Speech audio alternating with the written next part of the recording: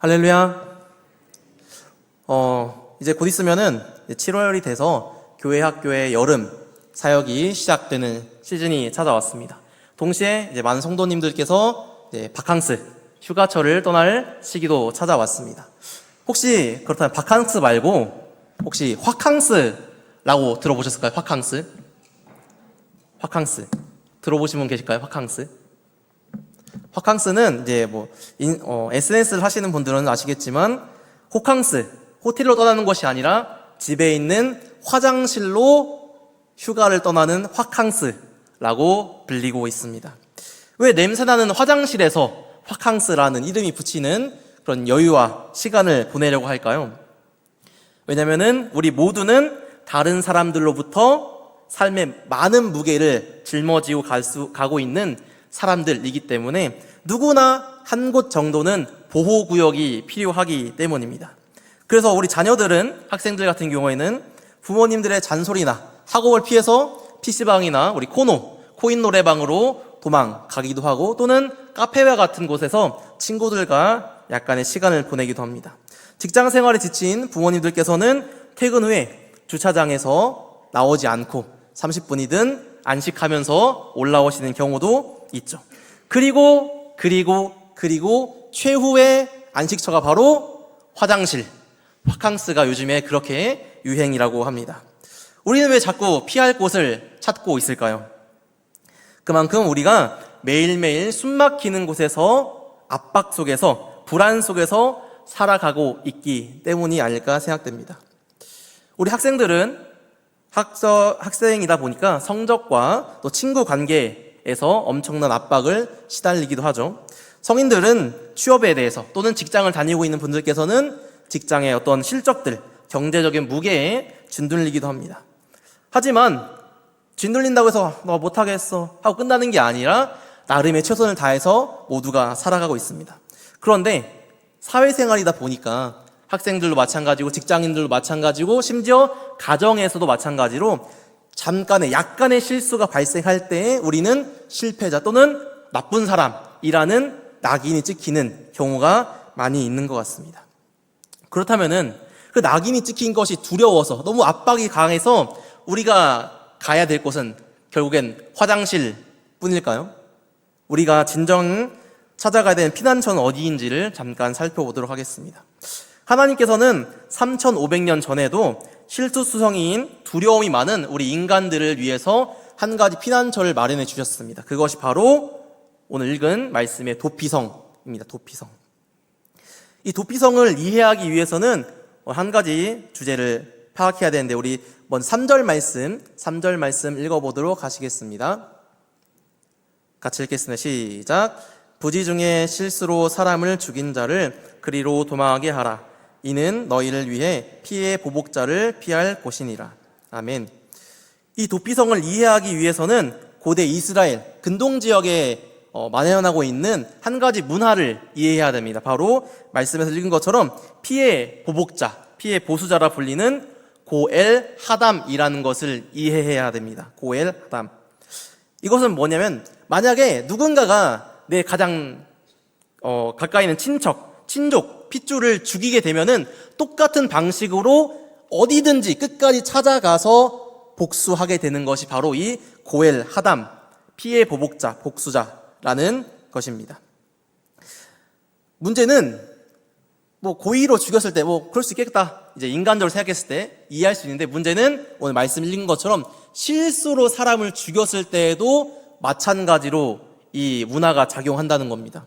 예를 들면은 두 명이서 같이 이제 나무를 베러 산에 올라갔습니다. 막 열심히 도끼질을 막 하고 있는데 한 사람이 악력이 이제 풀려가지고 슝 날아가서 옆에 있는 사람이나 또 지나간 사람의 뒤통수를 가격했을 때 이 사람이 죽었습니다. 그럼 이 사람은 똑같이 어떻게 될까요? 이 고엘 하담에 의하면은 도끼자루로 뒤통수를 맞아서 죽여야 하는 것이 이때 당시에 당연한 문화였습니다. 당연한 문화.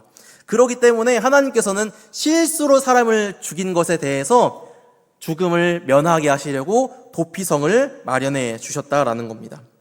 놀라운 사실은 하나님께서 이 도피성, 이스라엘 총 6개가 주어져 있는데, 이스라엘 전역에 흩어놓으셨을 때 다 대부분 약 40km 정도의 거리로 지정해 두셨다는 겁니다. 우리 사진 잠깐 보실까요?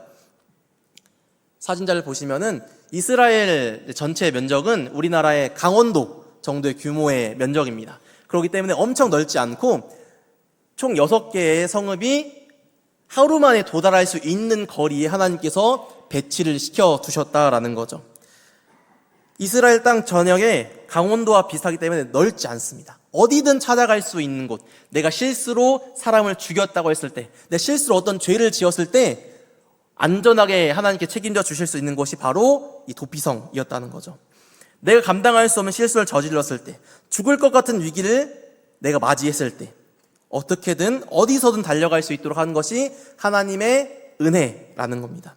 3,500년 전뿐 아니라 지금도 우리 삶 속에서 하나님의 은혜는 우리 옆에 항상 가까이 있다는 것을 잊지 않았으면 좋겠습니다. 가장 닿기 쉬운 곳에 도피성이 존재한다라는 거죠. 그러면은 실수로 이 도끼로 사람을 죽인 사람이 드디어 정신을 차리고 막 뛰어가서 하고 도피성 앞에 도착했습니다. 그럼 어떤 일이 발생할까요? 어떤 일이? 우리 4절 말씀 같이 한번 읽어보겠습니다. 4절 말씀 같이 읽겠습니다. 시작. 이 성읍들 중에 하나에 도피하는 자는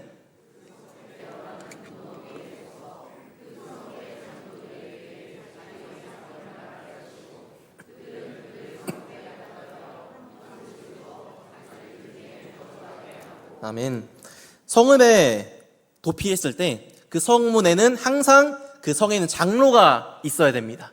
이 사람이 왔을 때 진짜로 살인을 고의적으로 저지른 건지 실수로 나무를 패다가 날아가서 죽인 건지를 판단해야 되기 때문에 한 장로는 꼭 서서 이 사람의 잘못을 온전히 판결을 해야 될 때가 있습니다.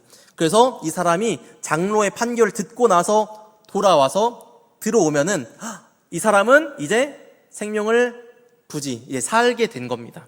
그럼 이 사람은 어떨까요? 고등부였으면 쓸 뻔한 단어를 쓰려고 했는데, 그래서 살았다, 꿀이다 라고 하고 자유롭게 살아갈 수 있을까요? 아니었습니다. 이 도피성 크기는 우리 옆에 있는 전북대학교 캠퍼스의 약 반절 정도의 수준이라고 하더라고요. 규모가, 크기가. 근데 그 안에서 밥도 먹고 잠도 자고 생활을 할 수 있겠죠. 하지만 그 이상의 것도 그 이하의 것도 누릴 수가 없는 제한적인 자유를 얻게 되는 것입니다. 밖에 맛있는 것이 있어도 사러 갈 수 없고 성벽에 100만 원이 떨어져 있어도 주우러 갈 수가 없습니다. 왜냐하면 아까 말씀드린 것처럼 고엘 하담이라는 이 그 당시의 문화가 이 사람을 잡기 위해서 항상 성문 밖에서 친족 중 한 명은 기다리고 있기 때문입니다. 이것은 무엇을 의미할까요? 목숨은 건졌지만 참된 자유는 없다는 것을 이야기하고 있는 겁니다. 우리 학생들로 예를 들면 스마트폰 대부분 가지고 있을 텐데 저도 마찬가지로 안전모드나 스크린타임의 기능이 있습니다. 뭘까요? 핸드폰에 화면은 켜지지만 아무것도 쓸 수 없죠. 그냥 스크린타임 켜지는 순간 뭐죠? 손바닥만한 시계를 들고 다니는 것입니다.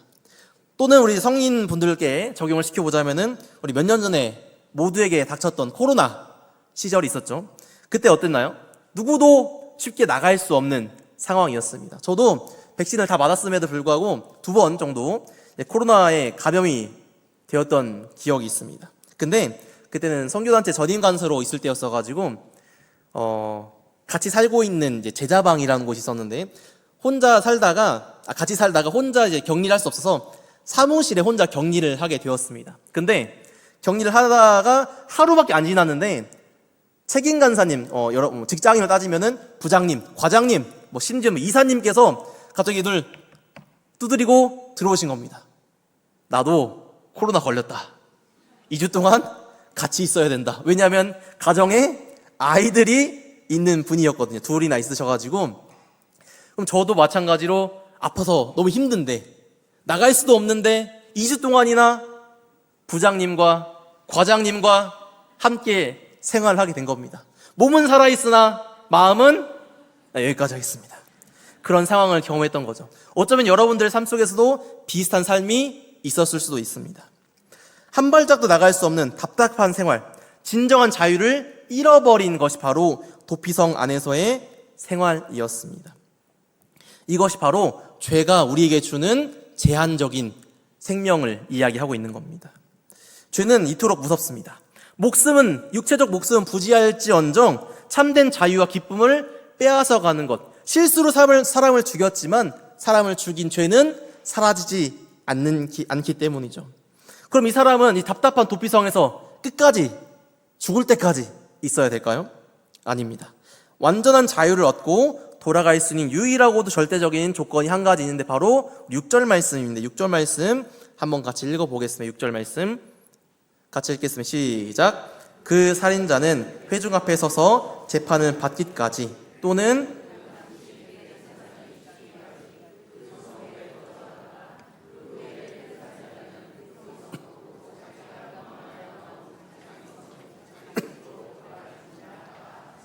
아멘. 바로 이스라엘을 대표하고 있는 전체 영적 리더인 대제사장이 죽을 때입니다. 죽을 때. 안타까운 사실은 그런 거겠죠. 실수로 어저께 사람을 죽였는데 어저께 대제사장이 새로 임명되면은 수십 년 동안이나 그곳에 묶여 있어야 되는 거죠. 또 단어를 쓸 뻔해요. 꿀 같은 상황은 어제 사람을 실수 죽였는데 도착하자마자 대제사장이 바뀌면은 하루 만에 자유를 얻을 수도 있었던 겁니다. 대제사장이 죽게 되면은 그 거룩한 죽음으로 인정되어서 그 살인자의 모든 죄값을 대신 치러주는, 우리 잘 알고 있는 두 글자 대속으로 인정이 되어서 완전한 자유를 얻게 됩니다. 대제사장이 죽을 때. 그런데 고대 이스라엘 사람들은 언제 대제사장이 죽을지 모르는 상황에 처해 있었는데 오늘날 우리에게는 너무도 익숙하고 자연스러운 복음이 한 가지 있죠. 바로 우리의 진정한 대제사장 되시는 예수 그리스도께서 이미 2000년 전에 우리에게 참된 자유를 선포하셨다는 겁니다. 3500년 전에는 사람들은 죄값을, 이 피값을 해결하기 위해서 하루 40km에 달하는 거리를 피가 나도록 땀이 나도록 뛰어가야 됐습니다. 대제사장이 죽을 때까지 언제가 될지 모르는 그 상황 속에 갇혀 있어야 했습니다. 하지만 지금 우리는 그럴 필요가 없다는 사실을 기억해야 됩니다. 지금 내 삶의 자리에서 내 곁에 계신 예수 그리스도를 바라보면서 그 이름을 외치면서 은혜의 그 십자가의 자리로 나아가기만 하면은 된다는 사실을 잊지 않으셔야 됩니다. 또 놀라운 것은 과거에 우리 3500년 전에 있던 도피성은 실수로 지은 죄만 덮어줬지만 우리의 참 진리 되시는 예수 그리스도께서는 우리가 알고도 지은 죄, 들킬까 봐 꽁꽁 묶어둔 개인의 연약함까지도 십자가의 보혈로 완벽하게 덮어주셨다는 사실을 잊지 않아야 됩니다. 성경 전체를 덮고 있는 구원의 스토리가 바로 이 고엘 하담을 통해서도, 이 도피성을 통해서도 찾아볼 수 있는 것입니다. 몸은 살아있으나 죄의 문제로 인해서 진정한 자유를 누리지 못하고 있는 우리를 살리시기 위해서 생명은 생명으로 갚아야 한다는 하나님께서 정하신 그 원칙을 예수님께서는 친히 자신의 생명을 내어주시면서 우리를 완전히 구원하신 것을 잊지 않으셨으면 좋겠습니다. 세상은 우리를 끊임없이 압박의 자리로 몰아갑니다. 앞에서 말씀드린 것처럼 학생들은 성적의 압박으로, 직장인들은 실적의 압박으로, 또 아내로서, 남편으로서, 자녀로서, 부모로서 여러 자리에서 정말 사소하면서도 다양한 압박을 가지고 살아갑니다. 압박을 받을수록 우리는 더 잘하고 싶어서 실수를 하곤 합니다. 연약한 모습을 보이기도 합니다. 그럴 때 저를 포함한 우리 모두의 진정한 피난처는 어디이실까요? 여전히 화장실이신가요? 아니면은 퇴근 후에 주차장에 차에서의 시간이신가요? 아니면 핸드폰 속 화면이신가요? 더 이상 세상의 헛된 것에서 숨은 곳, 피난처를 찾지 않기를 소망합니다. 말씀을 정리하겠습니다. 실수투성이인 우리를 위해 십자가에서 모든 죄값을 치르시고 우리를 두 팔 벌려 안으시는 진정한 참된 도피성이신 예수 그리스도를 바라보길 간절히 소망합니다. 그리고 우리는 그 모든 죄악을 예수님께 내어드리고 진정한 사랑이신 십자가의 사랑으로 다시 부활하신 예수님을 다시 바라보길 소망합니다. 그렇다면 우리 가정이, 우리 교회가 진정한 도피성인 예수님께로 나아가는 중간 다리 역할을 해야 되지 않을까 생각합니다. 또는 도피성이 그 중간 다리가 되어주지 못하더라도 도피성이 어딘지, 예수 그리스도께서 어떻게 임하셨는지 소개해 줄 수 있는 이정표, 표지판의 역할은 감당해야 되는데, 학교에서, 직장에서, 가정에서 우리의 모습을 통해서 다른 사람들이 보고 있는 것은 무엇인지를 돌아보았으면 좋겠습니다. 혹시 가정에서 남편과 아내의 실수를 향해서, 자녀들의 모습을 향해서, 그 실수를 향해서 저 멀리서 도끼를 들고 쫓아오고 있는 그 고엘 하담처럼 낙인을 찍고 비난의 칼날을 들고 있는 것은 아닌지 우리의 삶을 돌아보았으면 좋겠습니다. 예수 그리스도께서 보여주신 것처럼 서로의 실수를 덮어주고 상처를 씻겨주는 세상에서 가장 따뜻하고 안전한 피난처가 우리가 되기를 예수님의 이름으로 간절히 소망합니다.